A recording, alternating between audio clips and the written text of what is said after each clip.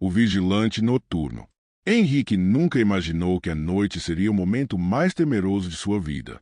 Seu primeiro turno como vigilante noturno em um grande centro comercial, no centro de São Paulo, parecia simples: patrulhar corredores silenciosos e garantir que nada de anormal acontecesse enquanto a cidade dormia. O prédio, com seus andares imponentes e corredores largos, estava vazio na maior parte do tempo, com exceção de algumas lojas ainda fechadas, aguardando a chegada da manhã. Mas o silêncio profundo que tomava conta do lugar, em contraste com a movimentação frenética das ruas lá fora, fazia o ambiente parecer cada vez mais desconfortável. Henrique sentia a solidão de forma intensa. A cidade que nunca dormia estava distante ali dentro. Apenas os sons do seu próprio passo ecoavam pelos longos corredores, criando uma sensação de claustrofobia crescente. Ele já havia feito alguns turnos, mas naquela noite havia algo diferente. Uma sensação de que o prédio estava observando, como se os próprios corredores estivessem vivos. Naquela madrugada fria de junho, enquanto verificava as câmeras de segurança, ele percebeu algo incomum. As imagens estavam em preto e branco, borradas.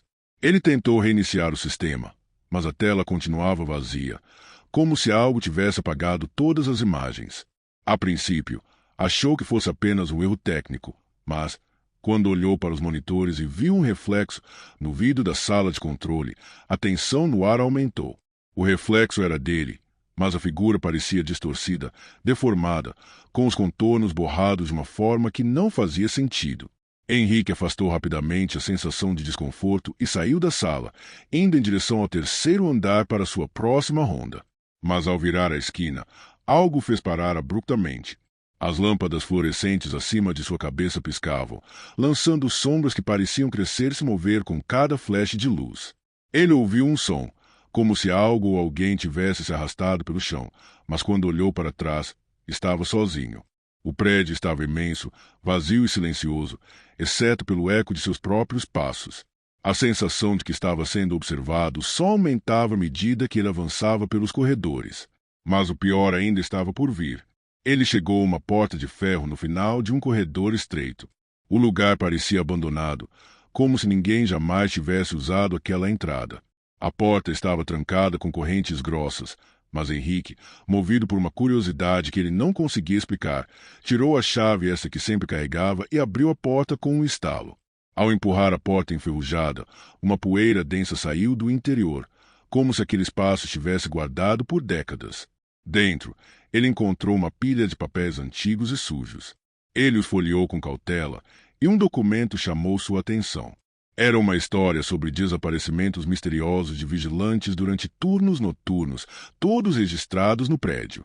Os relatos eram sempre os mesmos: passos que ecoavam em corredores vazios, sombras que se moviam sozinhas e a sensação inescapável de uma presença que se aproximava silenciosamente antes de desaparecer com a vítima, sem deixar rastros. Henrique sentiu um calafrio percorrer sua espinha. O prédio, aquele prédio, parecia ser o centro de algo muito mais sinistro do que ele jamais imaginou. Tentando afastar a ideia de que estivesse sendo vítima de uma ilusão, Henrique continuou sua ronda, mas a sensação de que não estava sozinho só aumentava. Ele começou a ouvir os passos novamente, pesados, como se alguém o estivesse seguindo. Ele parou, mas ao olhar ao redor, os corredores estavam vazios, como sempre. A pressão no ar aumentava, e Henrique sentia a respiração mais pesada, como se estivesse preso em uma armadilha invisível. A sensação de que estava sendo caçado consumia, mas ele ainda não sabia o que o estava perseguindo. Ele olhou para os monitores de segurança novamente, mas o que viu o fez parar no lugar. Em um dos andares superiores, uma figura estava parada, imóvel, encarando diretamente através das câmeras. Não era uma pessoa comum. Seus traços eram distorcidos, como se não fosse humana.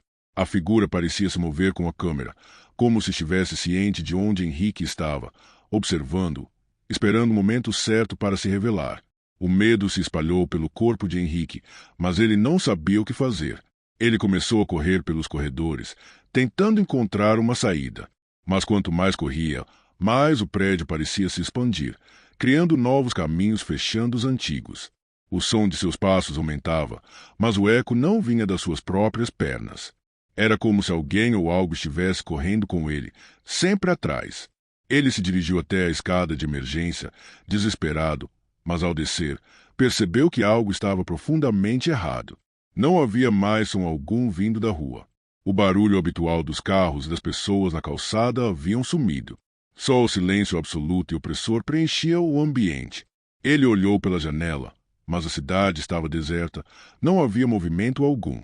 O que antes era São Paulo, com sua energia frenética, agora parecia uma cidade fantasma. Foi quando ele ouviu os passos novamente. Estavam mais próximos, quase ao seu lado, mas ele não se atreveu a olhar. A sensação de que algo o estava observando paralisava. Ele ouviu uma respiração pesada, como se alguém estivesse à sua porta. Mas não havia ninguém. Ou talvez houvesse. O prédio estava com ele. Ele sentia isso. E algo estava esperando. Henrique deu um último passo em direção à saída. Mas quando a porta de emergência se abriu, ele se deparou com mais corredores, mais portas fechadas. Ele estava preso.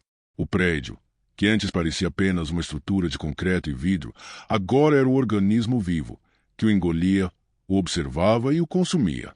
Com um último suspiro de desespero, Henrique olhou para trás. A figura estava ali. Não era uma sombra. Não era um homem. Era algo muito mais antigo e muito mais aterrador. Ele sentiu sua presença se aproximando, não como um vulto, mas como uma força imensurável que o envolvia por completo.